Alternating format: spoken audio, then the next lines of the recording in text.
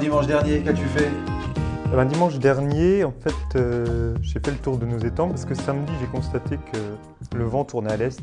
C'était sûrement propice à un bon passage de canards et de gibier d'eau en général.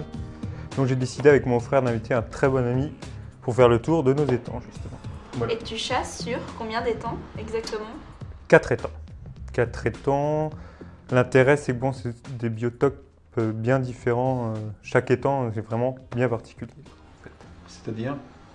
En fait, dedans, il y a un marais naturel. On a la chance de chasser dans un marais naturel, un étang de plaine et puis un étang au milieu des bois. Ah, d'accord. Voilà. Et ils font quelle surface à peu près? En gros, l'étang de plaine, 1,5 hectare, 2 hectares, et puis le plus grand fait 3-4 hectares d'eau, quoi, pas plus, quoi. Ah donc c'est pas très grand en fait. Non, en fait, c'est des petits étangs où en fait, tout est aménagé pour qu'on puisse le chasser tout seul. Ah c'est ça votre secret? Oui, En fait c'est l'aménagement. C'est pas tellement une grande surface. non, C'est des aménagements bien Non, voilà. précis Parce que tout au long de l'année. Exactement. Souvent, on chasse donc tout seul avec nos chiens et tout ça, donc il faut pouvoir se débrouiller, pouvoir approcher le gibier tout seul. Donc on fait tout pour que ce soit des étangs, tout canard qui est posé sur l'étang puisse être approché dans de bonnes conditions, quoi. Voilà. Et au niveau aménagement, qu'est-ce que vous faites de particulier? Ah ben, beaucoup de choses, ça nous prend énormément de temps, mais bon, on fait des broussailles, on coupe les roseaux comme il faut, on fait des chemins d'approche pour ne pas faire de bruit, quelques postes de battue, parce qu'en début d'année, on fait une petite battue quand même avant de chasser tout seul. Bon, on agrène nos canards, on a des canards en volière, des canards qui sont dehors, donc on s'occupe de tout ça, on sélectionne. Enfin, surtout des brousaillages, cisaillages. Oui, c'est vrai que dans les marais, c'est humide, ça envahit vite. Le marais naturel, ce sont que de la phragmite, là, ce qu'on appelle la phragmite, donc des plumets en fait. Bon, il faut tailler tout ça parce qu'on a beau faire des platières, mais sans couper les roseaux, nous ne tuons aucune bécassine, ça c'est certain. Donc ça demande énormément d'aménagement. Et au printemps, vous mettez des paniers, vous faites... Oui, tout à fait, pour aider au maximum la reproduction, parce qu'il y a énormément de reproduction sur nos étangs. Hein, c'est quand même des étangs relativement propices à la reproduction. Donc, en plus, pour aider les cannes, nous mettons des bidons, on appelle ça des bidons, ou des paniers de ponte, pour favoriser au maximum la réussite. Parce que, en fait, souvent, nous avons affaire quand même à pas mal de prédateurs, notamment tout ce qui est busard ou renard, ou enfin tout type de... Donc ça aussi, ça fait partie de notre emploi du temps tout le long de l'année, quoi. Oui, de veiller à minimiser en fait la prédation exactement, au maximum. Sur les canetons. Oui, exactement. Surtout, tout ce qui est... même les busards s'attaquent aux nids avec les œufs, quoi. Donc, enfin bon, essayer de protéger au maximum les nids puisque les busards sont protégés. Donc, cacher les nids au maximum sans non plus déranger la canne, qu'elle ne se dise pas qu'on a découvert son nid. Donc, tout laisser le plus naturel possible, mais en les protégeant au maximum. Et c'est pour ça donc qu'on met des bidons, comme ça, les busards ne vont pas dans les bidons. Les cannes sont tranquilles et peuvent mener à bien leur couvée. Donc en fait, vous avez que du gibier naturel. Dans un milieu naturel, du gibier naturel. Exactement. 100% naturel. 100% naturel. Il n'y a pas de lâcher. Pas de lâcher, 100% naturel. Et quelles espèces vous rencontrez le plus souvent dans les Ardennes? Parce que c'est pas apparemment un axe de passage connu, les Ardennes. On bénéficie quand même du lac du Der. On doit avoir le passage, beaucoup de canards vont hiverner ou même séjourner longtemps sur le Der. Donc on doit bénéficier de ce passage-là. Et puis, exclusivement, enfin, énormément, à 80-90% du col vert. Ouais. De nombreuses sarcelles, surtout en début de saison, jusqu'au mois de novembre, là où il y a des beaux passages. Ouais. Et puis un petit peu toutes les variétés. Bon, là, c'est quand même, c'est des cas pas exceptionnels, mais on fait toutes sortes de variétés de canards, mais bien sûr en petite quantité comparé à col vert sarcelle. Col vert sarcelle représente la grande partie des canards prélevés. Voilà, du tableau de l'année, quoi. Alors ce jour-là, est-ce que le vent a apporté les canards tant espérés? Bien, en fait, le premier étang, donc nous avons observé à partir d'une hutte. Normalement, il devait y avoir des canards tant espérés, mais ils n'étaient pas là. Bon, on a cherché à regarder et au bout de 5 minutes d'observation, on a pu remarquer quand même qu'il y avait quelques sauvages parmi nos aplants. On va regarder dans la hutte.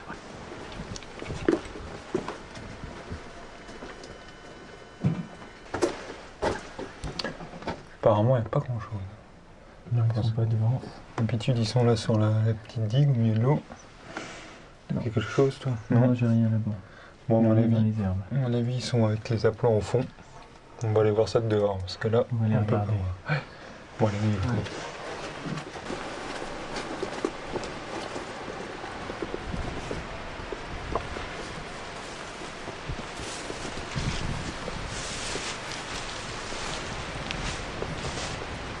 Oui, là, il y a pas mal de canards. Ils sont là-bas. Oh là oui, Ils sont avec les aplats. ils sont avec les aplants. Bon. Alors on va aller faire le tour. Ouais, tu les vois là? Ça va vers ça. Ouais. Ah oui. Oula, il y a la bombe vraiment. Oh, oui, il y en a plus. On va faire tout le tour de l'étang puis on va les approcher de l'autre On va monter sur la digue, ils sont Ouais. tous juste bien. On va leur tomber dessus. Très bien. Oui, c'est vrai que ça ne va pas être facile quand tu as Non. tous les canards qui décollent en même temps. Trier ton appelant du sauvage, c'est un peu l'hésitation. Voilà, c'est le Tu tardes problème. à tirer, C'est puis le en fait, problème. Il a peur de porter quand tu tires. Bon, souvent, enfin, quand même le signal premier, c'est que les sauvages s'envolent en premier. Mais souvent, bon, on a nos aplants qui se mélangent avec, et c'est là, bon, le tir n'est pas franc, si on peut dire. Donc là, nous avons un petit peu raté, mais enfin, on a quand même pu prélever Bon, on a fait un canard. un C'est alcool. déjà ça, c'est Bon, un début. la journée débutait doucement.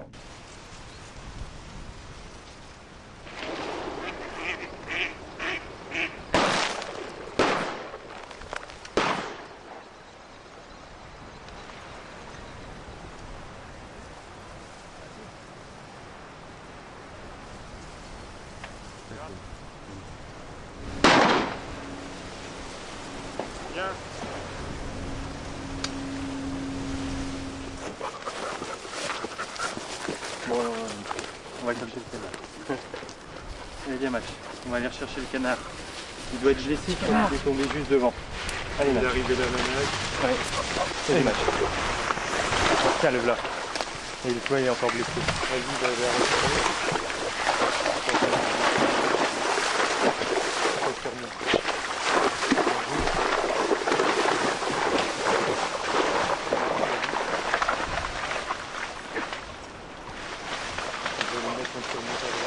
Ouais, vas-y.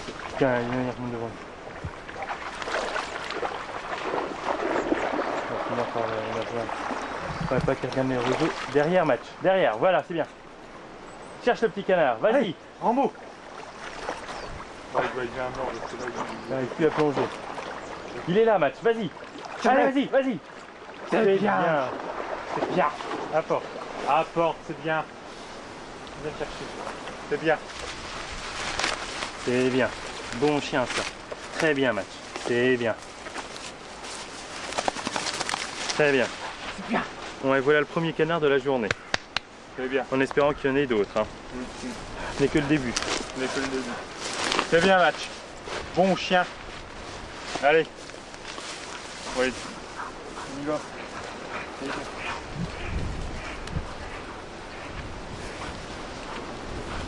Et puis ensuite, nous avons fait les platières à bécassines.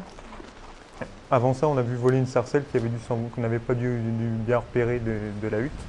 On ne sait pas où elle était posée, enfin bref. Vous l'avez tiré? Non, on l'a vue au loin et elle est partie. On espérait qu'elle se repose avec nos aplants, mais malheureusement, elle est partie voir autre part.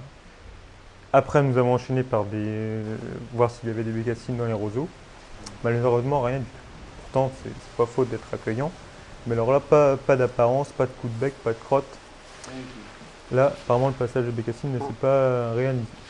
Voilà. Donc, on espère pour l'après-midi, pour les étangs suivants, que ce sera un petit peu, Ah bah, j'imagine, oui. un petit peu mieux point de vue récolte. C'était un peu décevant là, parce que les conditions climatiques semblaient favorables. Oui. Bon, si, il y avait une sarcelle, mais bon. Oui, C'est je un dois peu dire, vague. on s'attendait à mieux. Qu'est-ce que ça a donné l'après-midi sur les autres étangs? Bien l'après-midi, déjà, un ami nous a rejoint, Sylvain. Et on a commencé par l'étang à Chalaranche. C'est là où nous possédons un marais naturel. Enfin. Et nous avons chassé sur une petite mare en plein milieu de ce marais. Et là, bon, les canards étaient au rendez-vous. Donc j'ai posté Emmanuel et Sylvain, et puis j'ai fait envoler les canards.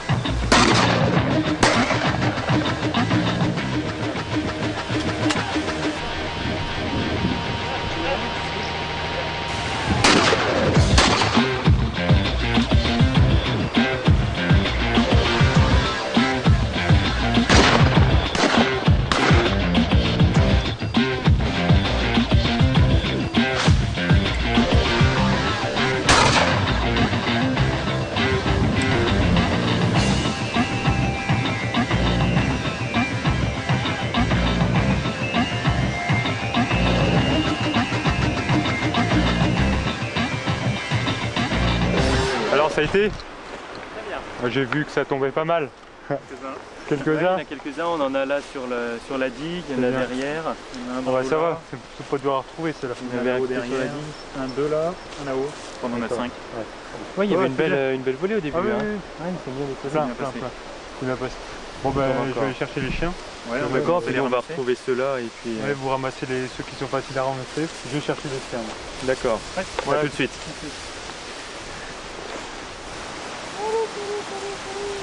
Quelles sont à ton avis les qualités d'un bon sauvaginier? Oui, il en faut beaucoup, mais bon, tout d'abord, la persévérance. Le gibier ne migre pas tous les jours, malheureusement. Enfin, c'est ce qui fait la glorieuse incertitude et le charme de la chasse aux migrateurs. Donc, la patience, persévérance, attendre que les vents tournent. Souvent, c'est le vent, les occasions qui font que le gibier migre. Bon, la disponibilité. On chasse le migrateur quand il est là. Mais doucement. C'est bien. Doucement. Viens. Allez, Max, viens. Viens. C'est bien. Apporte un bon chien. Oh, c'est bien. Donne-le. C'est bien. Bien. C'est bien. C'est bien. C'est bien. Doucement, Max. C'est bien. C'est bien. Un bon chien. Oh, c'est bien. Allez. Donne à son maître. Donne. Donne. C'est bien. C'est bien.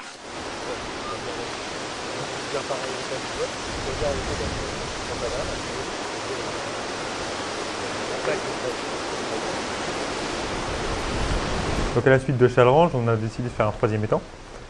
J'allais là-bas en fait pour agréner, je voulais laisser tranquille l'étang.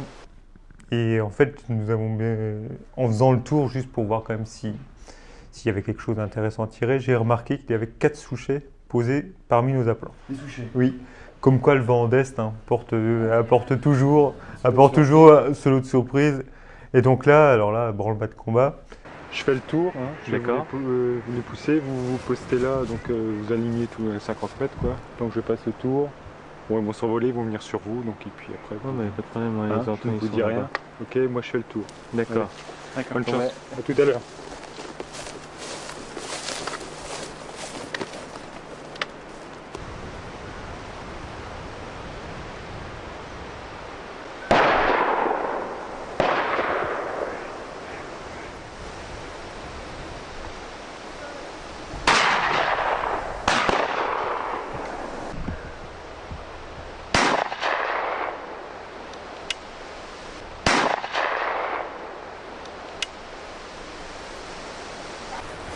T'as vu les souchets? 4 qui passent. Les 4 là qui passent. Normalement, Ouais. il y en a 2 de tombés Ouais, c'est ça, je fais le premier et toi tu fais le deuxième qui part. qui tombent pas bien, mais en. Voilà, c'est ça, oui, Ouais, bon, qu'on va retrouvable. retrouver dans la pâture avec les chiens. Puis Grégoire, il a dû tirer Super, quelque ben. chose aussi à l'envol. Oui, il a tiré aussi. Tiens, je vais recommence.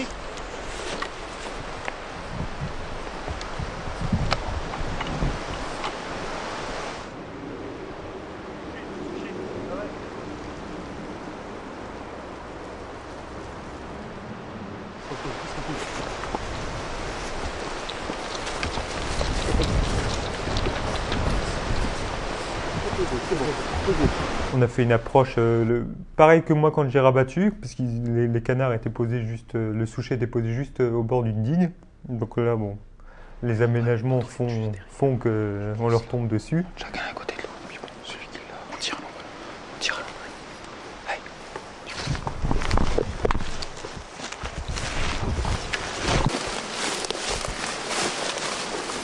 Allez, tiens, tu vas. Juste en face, Emmanuel. Juste en face, Emmanuel. Tu les reconnais comment les souchets? Ah ouais. Posés comme Écoute, ça au milieu au milieu, des affaires. bon, hein, au milieu des colverts, le bec en spatule, ça, même à l'œil nu, quand on a, bon, j'ai quand même, ça fait longtemps que je pratique. Je n'ai même pas besoin de jumelles, là, je parle à 60 mètres, hein, pour remarquer qu'il y a des souchets au milieu de. Bon, ils se tiennent toujours un petit peu à l'écart. Et là, qui plus est, il y en avait 2 qui dormaient. Donc là, des canards qui dorment, les colverts ne dorment pas, enfin, ou n'ont pas la tête sous l'aile la journée. Donc là, on est sûr d'avoir affaire à des migrateurs. Et les 2 autres à côté, j'ai tout de suite remarqué le bec en spatule. Donc j'ai supposé, il y avait 4 souchets. C'est bien.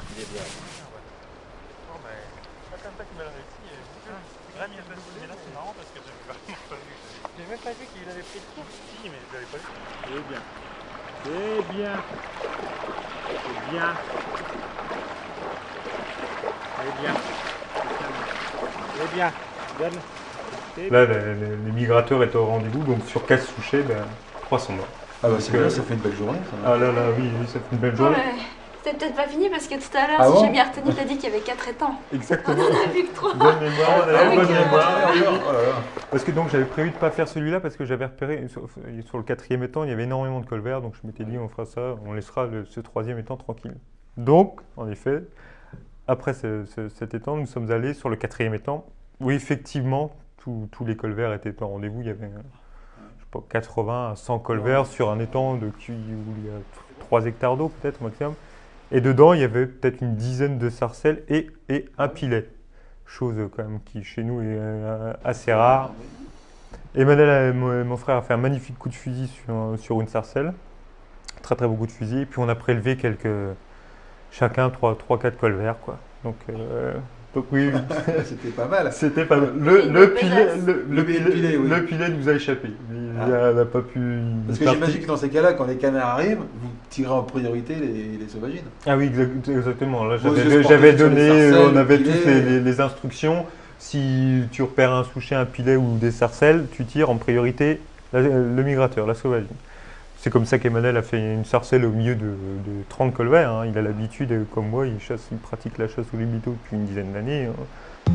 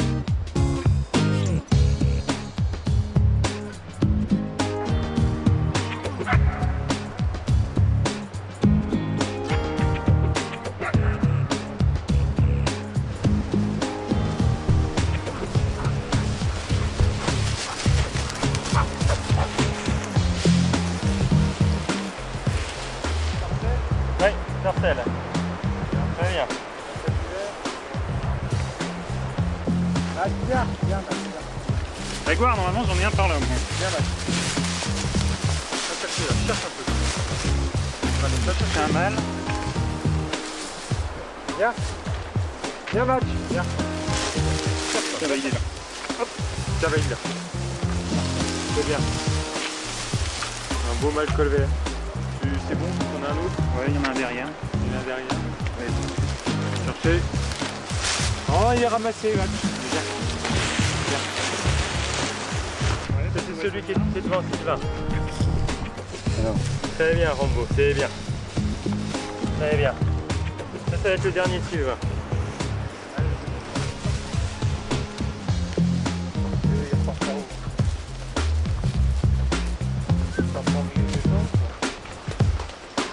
Viens là, Max, Rambo. Allez.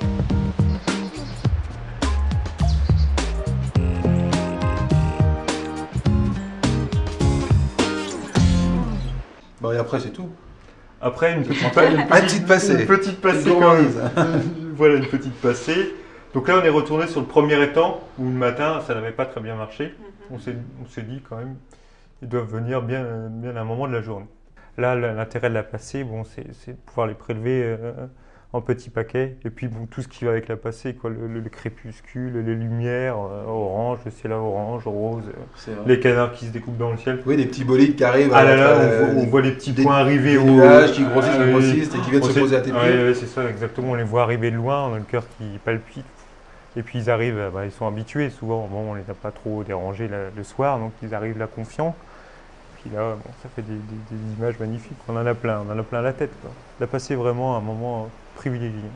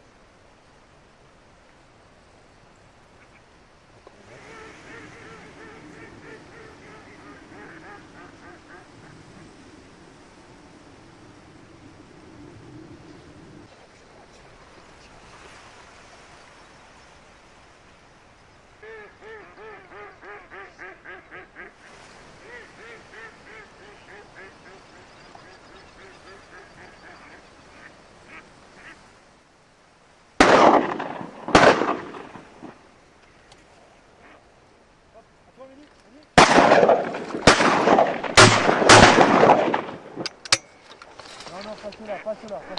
Ok.